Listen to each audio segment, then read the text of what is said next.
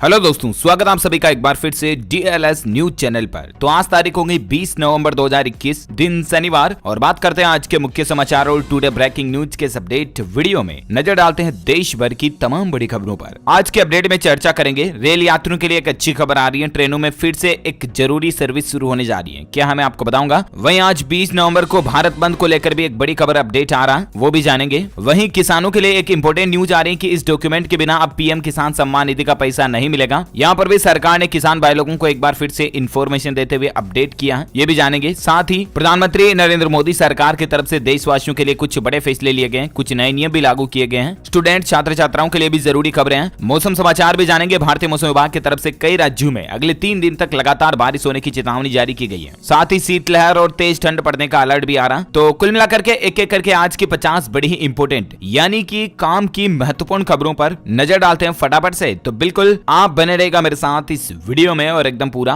Last तक देखते रहिएगा। बिना टाइम वेस्ट किए सीधे ले चलता हूं आपको पहले अपडेट में। तो देखिए, अब DL और TN ही नहीं बल्कि BH सीरीज से भी वाहन का रजिस्ट्रेशन हो पाएगा। 15 राज्यों में यह सर्विस शुरू होने जा रही है। दरअसल केंद्रीय सड़क परिवहन एवं राजमार्ग मंत्रालय की ओर से एक अच्छी खबर आई है। देश भर में वाहन मालिकों के लिए अब आप एक ही रजिस्ट्रेशन नंबर पर अपने वाहन को एक से दूसरे राज्य में बगैर किसी रोक टोक के ले जा सकेंगे। और इसके लिए सरकार जो है ना एक नई रजिस्ट्रेशन सीरीज शुरू करने जानी है, जिसका नाम होगा BH, और BH स्टैंड फॉर है भारत के लिए। कहने का मतलब अलग अलग राज्यों के लिए, जैसे कि दिल्ली के लिए DL, तमिलनाडु के लिए TN, राजस्थान के लिए RJ, इस तरह से नहीं बल्कि अब वाहनों को सरकार BH सीरीज से भी नंबर अलॉट करेगी। और BH सीरीज के जो भी वाहन होंगे ना, ऑल इंडिया परमिट होगा उनके पास, कहीं भी किसी भी राज्य में वो जा सकेंगे। 15 राज्यों में तो ये सुविधा शुरू भी हो चुकी है और धीरे धीरे देश भर के RTO में ये फैसिलिटी शुरू कर दी जाएगी। अच्छा, अगली बड़ी खबर देखिए, भारत में काली मिर्च की कीमतों में जबरदस्त उछाल देखने को मिला है। करीब 4 साल बाद 500 रुपए किलो के भी पार इसका भाव पहुंच चुका है। वहीं अपडेट देखिए, आज 20 नवंबर को शीतकाल के लिए बंद हो जाएंगे भगवान बद्रीनाथ के कपाट।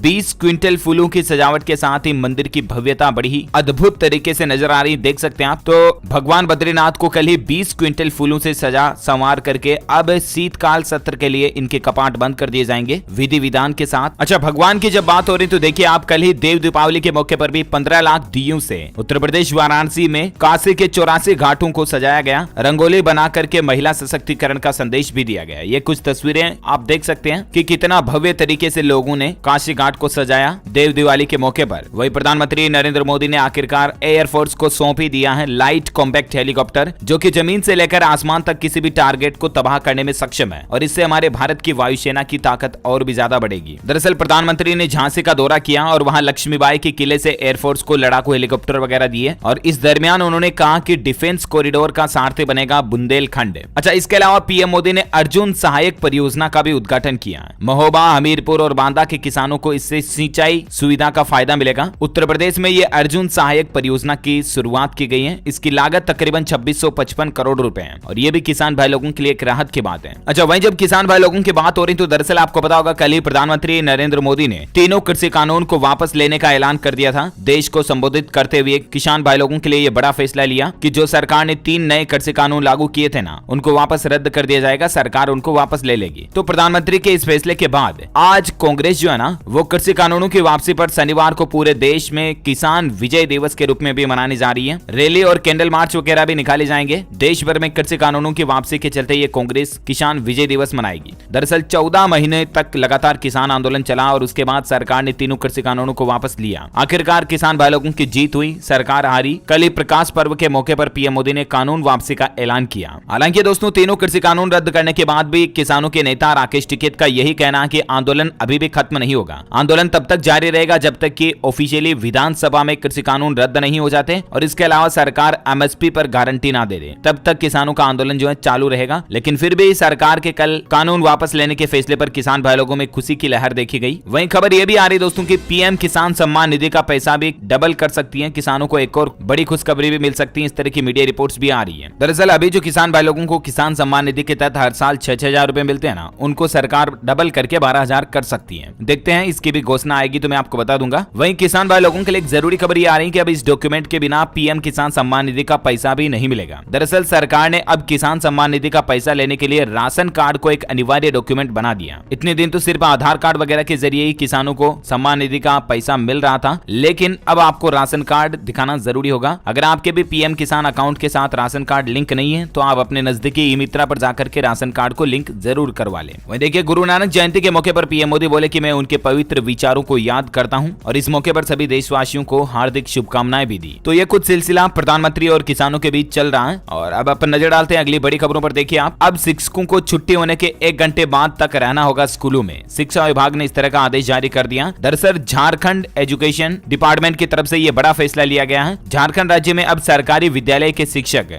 अब छुट्टी होने के बाद भी 1 घंटे तक स्कूल में ही रहेंगे। और क्यों रहेंगे और तब तक वो क्या करेंगे, तो इसके लिए मानव संसाधन विकास विभाग की तरफ से एक प्लान तैयार किया गया कि वो जो 1 घंटा और एक्स्ट्रा रुकेंगे ना टीचर वगैरह, वो ये बात की भी तैयारी करेंगे कि अगले दिन स्टूडेंट्स को क्या पढ़ाना है, क्या कुछ प्लान रहेगा, क्या शेड्यूल रहेगा। इससे स्टूडेंट्स की एजुकेशन क्वालिटी बेहतर होगी। और भी कुछ नए नियम बनाए गए हैं टीचर्स वगैरह के लिए, तो आप स्क्रीन पर डिटेल्स देख सकते हैं। वहीं देखिए उत्तर प्रदेश में भी योगी सरकार ने सरकारी पेंशनर्स को बड़ी राहत दी है। पेंशन देने का तरीका बदल दिया है। अब रिटायर होने के 2 महीने के अंदर देना होगा पेंशन प्रमाण पत्र और पेंशन से संबंधित सभी जानकारी हर 15 दिन में उनके मोबाइल पर मैसेज के माध्यम से अलर्ट के रूप में भेजी जाएगी। वहीं सेवानिवृत्त यानी कि रिटायर होने के 2 महीने के अंदर ही पेंशनर्स का पेंशन प्रमाण पत्र जनरेट कर दिया जाएगा। ये योगी सरकार की तरफ से जो गवर्नमेंट रिटायर्ड कर्मचारी हैं उनके लिए बड़ा फैसला लागू किया गया। अच्छा वहीं देखिए दोस्तों, छत्तीसगढ़ राज्य के मुख्यमंत्री भूपेश बघेल की तरफ से एक बड़ा ऐलान आ रहा कि सरपंचों के वेतन में बढ़ोतरी की गई है और ग्राम पंचायतों को कुछ नए अधिकार दिए गए हैं। दरअसल कल ही जब देश की पूर्व प्रधानमंत्री इंदिरा गांधी की जयंती थी, उस मौके पर छत्तीसगढ़ कांग्रेस के प्रदेश स्तरीय पंचायती राज सम्मेलन में मुख्यमंत्री भूपेश बघेल ने कई ऐलान किए, जिसमें सरपंचों की सैलरी भी बढ़ाई जाएगी और भी कुछ की पॉइंट्स आप स्क्रीन पर देख सकते हैं। सरपंचों का जो मानदेय 2000 रुपए था उसको बढ़ाकर 4000 रुपए करने की घोषणा की है। वहीं सरपंचों को अब 50 लाख रुपए तक की लागत के कार्य कराने का अधिकार होगा और साथ ही ग्राम पंचायतों के पंचों को बैठक के लिए मिलने वाले 200 रुपए के भत्ते को बढ़ाकर भी 500 रुपए करने की घोषणा कर दी है। अच्छा वहीं देखिए भारत बंद पर एक बड़ी खबर आ रही कि 20 नवंबर को माओवादियों का भारत बंद रहने जा रहा। 1 करोड़ के इनामी नक्सली प्रशांत बोस की गिरफ्तारी के विरोध में कई बैनर और पोस्टर्स वगैरह भी जारी किए गए। दरअसल झारखंड पुलिस की गिरफ्तारी के बाद 1 करोड़ के इनामी नक्सली कमांडर प्रशांत बोस की पत्नी शीला मरांडी की तबीयत खराब हो गई थी। इलाज के लिए बुधवार को उसे रांची के रिम्स अस्पताल में भर्ती कराया गया और उसके बाद माओवादियों ने पूर्वी रीजनल ब्यूरो कमेटी के सचिव प्रशांत बोस और उसकी पत्नी शीला मरांडी की गिरफ्तारी के विरोध में 24 घंटे भारत बंद रखने का आह्वान किया। हालांकि दोस्तों इनके भारत बंद को किसी भी तरह के संगठन का सपोर्ट नहीं मिल रहा और इसके चलते मतलब दूसरी जगहों पर कोई बाजार वगैरह या सड़कें दुकानें वगैरह ये बंद रहने की कोई प्लानिंग नहीं है। इसलिए मतलब एज भारत खुला ही रहेगा। बस इनका कहना है कि ये आज 20 नवंबर को भारत बंद का ऐलान कर रहे हैं ऐसा, क्योंकि केट वगैरह या किसी भी तरह के संगठन की तरफ से इनके भारत बंद को सपोर्ट मिलने की कोई खबर नहीं है। तो एज भारत खुला ही रहेगा, है ना। अगली बड़ी खबर देखिए, रेल यात्रियों के लिए अच्छी खबर है। ट्रेनों में फिर से शुरू होने जा रही है एक जरूरी सर्विस। दरअसल इतने दिन कोरोना वगैरह की वजह से रेलवे ने रेल यात्रियों के लिए खाना वगैरह बनाने की जो सुविधा थी उसको बंद कर रखा था। तो अब रेल यात्रियों के लिए खुशखबरी है कि सफर के दौरान आपको ताजा और गर्म खाना मिल पाएगा। पेंट्री कार्ड शुरू करने के लिए रेलवे ने आदेश भी जारी कर दिए डिपार्टमेंट को और जल्द ही अब ट्रेनों में पका हुआ भोजन भी परोसा जाएगा। इतने दिन महामारी की वजह से रोक लग रही थी। वहीं IRCTC ने ठंड के मौसम में भी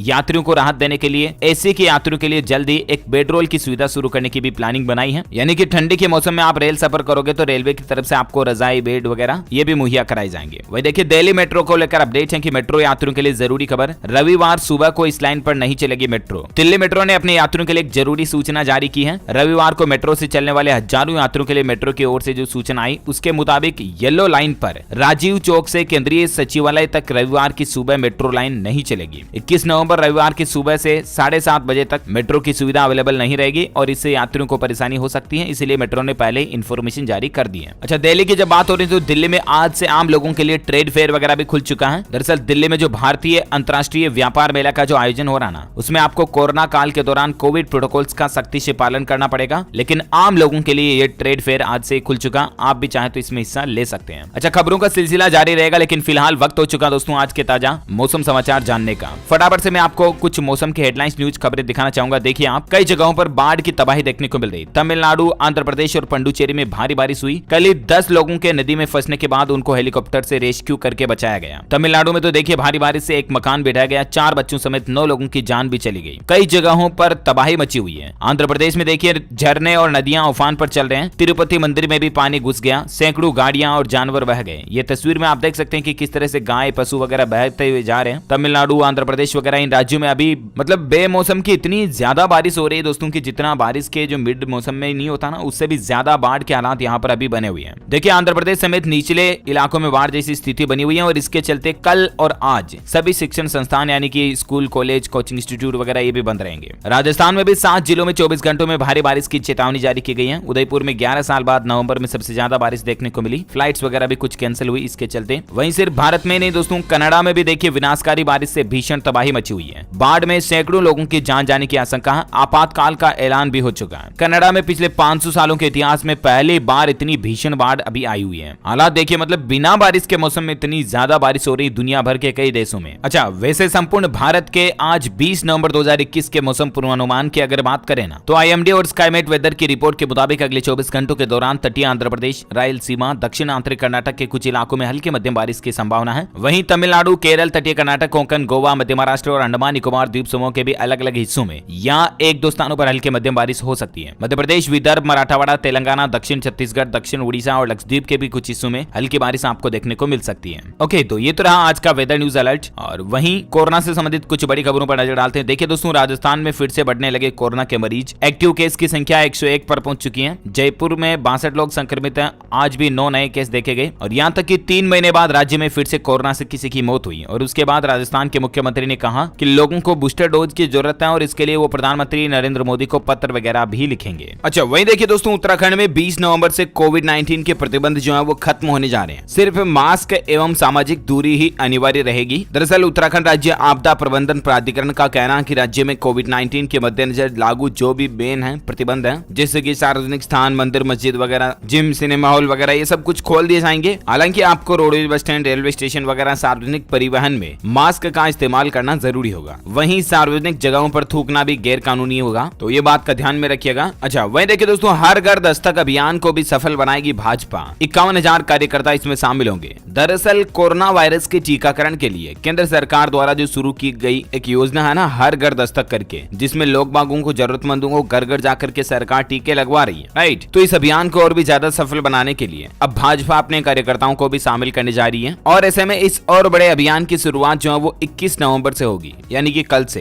राजधानी दिल्ली में 51,000 से भी ज्यादा कार्यकर्ता इस अभियान में शामिल होकर दिल्ली में सभी लोगों का टीकाकरण सुनिश्चित करेंगे और फिर राजधानी से आगे बढ़ते हुए देश के सभी राज्यों में वैक्सीनेशन यानी कि टीकाकरण को बढ़ावा देने के लिए सरकार यही कुछ प्रयास करेगी। तो अच्छी पहल है वाकई में, है ना। तो ये तो रही कोविड-19 से संबंधित कुछ बड़ी खबरें। और अब अपन फटाफट से स्टूडेंट्स यानी कि छात्र छात्राओं के लिए कुछ एजुकेशनल खबरें जान लेते हैं फटाफट से। सबसे पहले तो देखिए, एक बड़ी ही मोटिवेशनल खबर है कि माता पिता ने उसको तंगी का एहसास भी नहीं होने दिया। खगड़िया के बेटे को गूगल ने ऑफर दे दिया। IIT बिहटा के शुभम को 80 लाख का पैकेज मिलेगा गूगल में। बिहार भागलपुर का रहने वाला है। इनके परिवार की आर्थिक स्थिति बिल्कुल भी ठीक नहीं थी, लेकिन फिर भी इसके माता पिता ने इसको बिल्कुल भी यह एहसास नहीं होने दिया। और शुभम नाम है इसका। गूगल में इनको नौकरी मिल चुकी है। 80 लाख रुपए सालाना पैकेज मिलेगा। ये देख सकते हैं गूगल की तरफ से इनविटेशन। मेनी कांग्रेट्स शुभम को। और वाकई में कितनी कम उम्र में कितना बड़ा अचीवमेंट हासिल किया है इसने, तारीफ एक काबिल है। अच्छा, कुछ एजुकेशनल खबरें देखिए फटाफट से। यूपी टीईटी एडमिट कार्ड को लेकर खबर है कि Uttar Pradesh TET hall ticket जारी हो चुके हैं। अगर आपके एडमिशन कार्ड में कोई गलती पाई गई है तो आप इन नंबरों पर संपर्क कर सकते हैं। 9454713363 या 2 और नंबर और दिए हुए यहाँ पर संपर्क कर सकते हैं अगर आपके एडमिशन कार्ड में कोई करेक्शन करवाना है तो। सरकारी नौकरी को लेकर खबर देखिए आप। सेंट्रल बैंक ऑफ इंडिया ने 155 पदों पर वैकेंसी निकाली है। 17 दिसंबर 2021 से इसकी लास्ट डेट है। कैंडिडेट्स तब तक के लिए अप्लाई कर सकते हैं। वहीं आरपीएससी ने जारी किया आरएएस 2021 परीक्षा का रिजल्ट। दरअसल आरएएस के प्रीलिम्स एग्जाम का रिजल्ट अनाउंस हो चुका है। मात्र 24 दिन में ही आरएएस प्री 2021 का रिजल्ट आरपीएससी ने जारी कर दिया। कट ऑफ मार्क्स आ चुके हैं इसके। 27 अक्टूबर को हुए एग्जाम में 49.73 उपस्थिति रही थी। अच्छा, वहीं देखिए मध्य प्रदेश हाईकोर्ट में 708 पदों पर वैकेंसी निकली है। कैंडिडेट्स के लिए 28 दिसंबर लास्ट डेट है। राजस्थान के पंचायती राज विभाग में भी 106 पदों पर वैकेंसी निकली हुई है। 9 दिसंबर तक लास्ट डेट है। तब तक आप ऑनलाइन अप्लाई कर सकते हैं। ओके, तो ये तो रही कुछ एजुकेशनल खबरें। और अब अपन फटाफट से कुछ हेडलाइंस न्यूज देख लेते हैं। देखिए, महाराष्ट्र के मुख्यमंत्री उद्धव ठाकरे की इमरजेंसी सर्जरी कराई गई। रीढ़ की हड्डी के ऑपरेशन के बाद रक्त के थक्के जमने से उनकी परेशानियां बढ़ रही थी और इसीलिए ऑपरेशन की जरूरत पड़ी। ऑटोमोबाइल इंडस्ट्री पर खबर देखिए आपकी। स्कोडा स्लाविया लॉन्च हो चुकी है। इसमें आपको वायरलेस चार्जिंग जैसे कई सारे फीचर्स मिलेंगे। 11,000 रुपए देकर आप इसको बुक करा सकते हैं। अच्छा, ऑटोमोबाइल की जब बात हो रही है दोस्तों, तो एप्पल कंपनी भी साल 2025 तक अपनी ऑटोनोमस कार परियोजना पर वर्क कर रही है। यानी कि जल्द ही एप्पल कंपनी की आपको इलेक्ट्रिक कारें मार्केट में देखने को मिलेगी। इलेक्ट्रिक कार्स मार्केट पर एप्पल कंपनी भी अपना दांव खेलने जा रही है और एप्पल की कारें आएंगी तो जाहिर सी बात आपको महंगी भी मिलेगी और एडवांस टेक्नोलॉजी वगैरह भी उनमें देखने मिलेगा। वहीं देखिए हरियाणा सरकार एक बड़ा कदम उठाने जा रही है। खुद की बीमा कंपनी बनाएगी। हरियाणा के मुख्यमंत्री कभी भी इस बात का ऐलान कर सकते हैं। इस तरह की सरकार प्लानिंग कर रही रही है। दरअसल हरियाणा में अब सरकार जो है ना वो प्राइवेट बीमा कंपनियों को किनारा करेगी। सरकारी महकमों, बोर्ड निगमों के अधिकारियों, कर्मचारियों के अलावा समाज के विभिन्न वर्गों के लिए चलाई जा रही सभी तरह की बीमा योजनाओं को केंद्रीयकृत किया जाएगा। सरकार खुद की एक बीमा कंपनी बनाएगी जिसका नाम हरियाणा परिवार सुरक्षा न्यास होगा। कहने का मतलब जैसे अपने भारत में सेंट्रल लेवल पर यानी कि केंद्र लेवल पर LIC है, लाइफ इंश्योरेंस कॉर्पोरेशन, ये भी एक बीमा कंपनी है लेकिन सरकारी बीमा कंपनी है, राइट। तो ठीक वैसे हरियाणा सरकार भी अपनी खुद की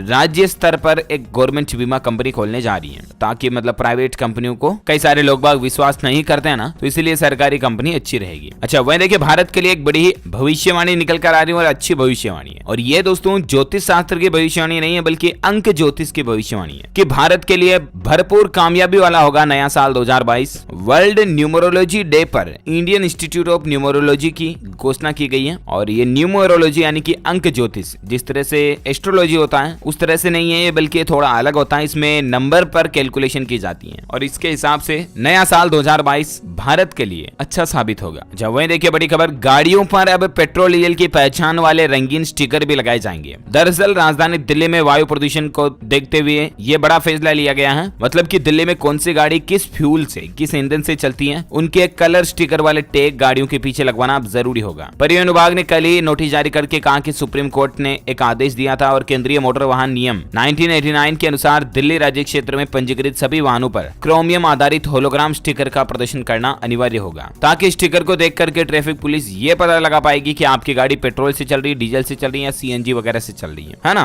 और वहीं देखिए बड़ी खबर, मध्य प्रदेश सरकार लाएगी गो टैक्स। मध्य प्रदेश के मुख्यमंत्री का निर्देश है कि गो ग्रास के लिए टैक्स की योजना बनाई जाए। रजिस्ट्री, वाहन और शराब पर सेस लगाने पर भी विचार कर रही है MP गवर्नमेंट। दरअसल मध्य प्रदेश में 1,87,00,000 के लगभग गायें हैं और गोवंश की संख्या 20वीं पशु गणना के अनुसार राज्य में ये है। और अब सरकार गो संरक्षण के लिए टैक्स, काउ टैक्स, गाय वाला टैक्स लगाने की भी तैयारी कर रही है। अब ये किस पर लगेगा, कैसा इसका पैटर्न रहेगा, इसकी डिटेल ज्यादा आप स्क्रीन पर देख सकते हैं। वहीं देखिए मध्य प्रदेश में शिवराज सिंह चौहान ने भोपाल में 8 मेट्रो स्टेशन का भूमि पूजन भी कंप्लीट कर लिया और इनका काम, निर्माण काम जो है वो पूरा होने में दिसंबर 2023 तक का टारगेट रखा गया है सरकार की तरफ से। यानी कि MP भोपाल में मेट्रो स्टेशन जो है 2023 तक बनकर पूरा हो जाएगा। वहीं देखिए स्वराज ट्रैक्टर्स ने बहुउद्देशीय राइड ऑन मशीन CODE पेश की है। ये जो मशीन आप देख पा रहे होंगे ना, दरअसल ये एक्चुअली ट्रैक्टर है ही नहीं है, इसका नाम है कोडा। महिंद्रा ग्रुप की इकाई स्वराज ट्रैक्टर्स ने भारत में बागवानी खेती के लिए क्रांतिकारी और नया बहुउद्देशीय कृषि मशीनीकरण समाधान कोड लॉन्च किया है। कृषि मशीनीकरण समाधान कोड इसका नाम है। ये निर्माण बागवानी खेती में शामिल कड़ी मेहनत को खत्म करने के विचार से किया गया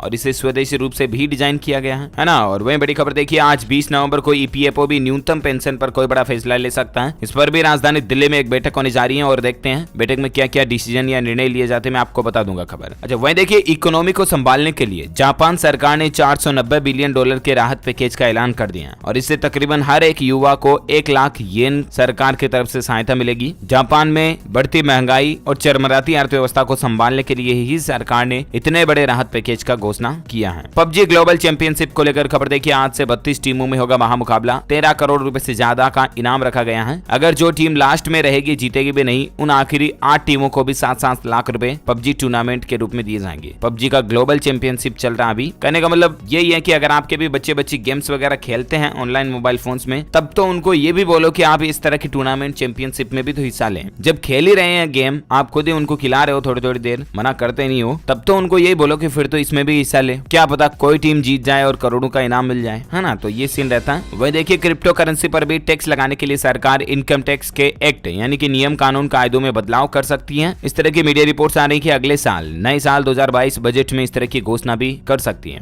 लेट्स सी गवर्नमेंट की तरफ से और क्या कुछ अपडेट आता है वो मैं आपको बता दूंगा। ओके, तो उम्मीद है आज दिन भर की तमाम बड़ी खबरें, मुख्य समाचार का अपडेट वीडियो आपको जरूर जानने मिला होगा। और हाँ, आप मुझे इस सवाल का जवाब इस वीडियो के नीचे कमेंट बॉक्स में लिखिए कि दोस्तों वैलेंटाइन डे वीक जो है वो किस तारीख से किस तारीख के बीच मनाया जाता है, यानी कि वैलेंटाइंस वीक एग्जैक्टली कौन सी डेट के बीच में आता है, कमेंट करके बताइए। जो लोग इसका सही जवाब इस वीडियो के नीचे कमेंट में देंगे ना, वो रैंडमली सेलेक्ट होने पर आप हमारी DLS न्यूज टीम की तरफ से एक शानदार हैंड वॉच जीतने का मौका पाएंगे। ओके, साथ ही अगर आपको वीडियो अच्छा लगा तो इसे लाइक भी कीजिए, शेयर भी कीजिए अपने दोस्तों के साथ फेसबुक और व्हाट्सएप पर। और आप हमारे चैनल DLS न्यूज को सब्सक्राइब करके बेल आइकन भी जरूर दबाइए ताकि आपको रोजाना के ताजा अपडेट्स और काम की खबरें तुरंत आपके मोबाइल पर मिलती रहेगी। Thank you, take care, good bye, जय हिंद, जय भारत, वंदे मातरम।